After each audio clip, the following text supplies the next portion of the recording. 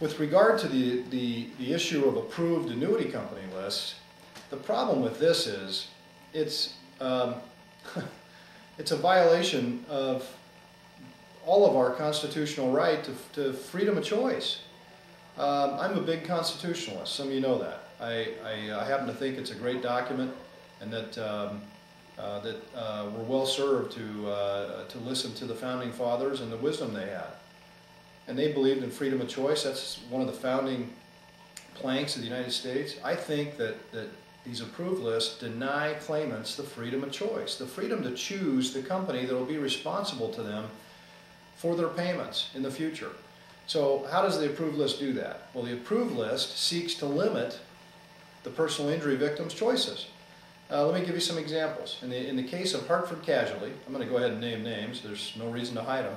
In the case of Hartford Casualty seeks to make sure that the plaintiff's only choice is the choice of Hartford Life Insurance Company.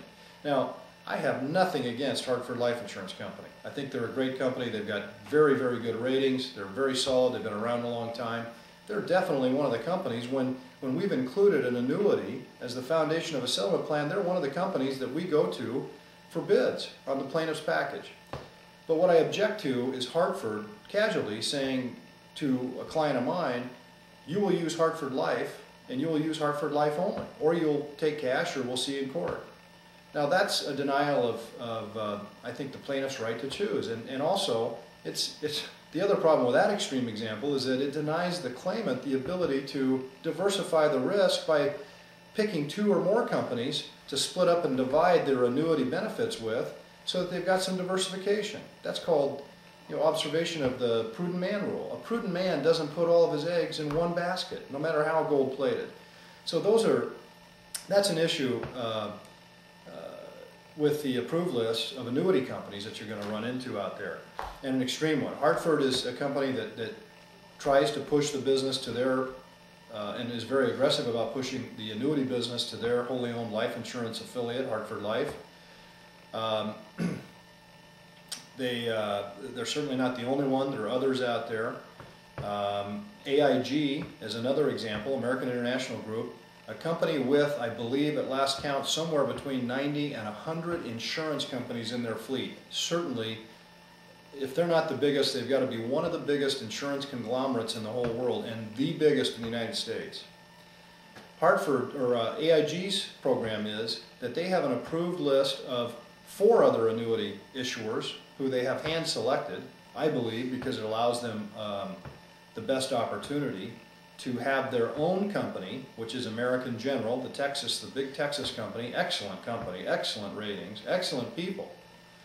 I've got no problem with American General Life. They're somebody that we have seen win a lot of bids on structured annuities and our clients' settlement plans, and we've got no problem with that. They're an excellent company. Again, the problem that we see is that if the client's limited to the choice, in AIG's case, of Allstate, New York Life, Hartford, and I think it's Pacific Life, and then with what's called a right of last refusal for American General to come in and meet or beat the best quote and presumably take the entire annuity and write it all with themselves. My issues with this is that this is really, there's a buzzword in the casualty industry, and it's called, a buzz concept, it's called asset retention. These casualty companies and the fleets that they're part of want to retain assets. And if they can switch pockets from one company in the fleet to the other, from the casualty company to the life company with the money, then they've maintained almost no net change to the financial statement of the conglomerate. So yes, they've got a vested interest in trying to force the claimant to use their life company by saying this will be the only company you use. Those are the reasons why approved lists are bad for plaintiffs. How does this actually happen? How does an approved list become, how do you become aware of an approved list in the course of settling?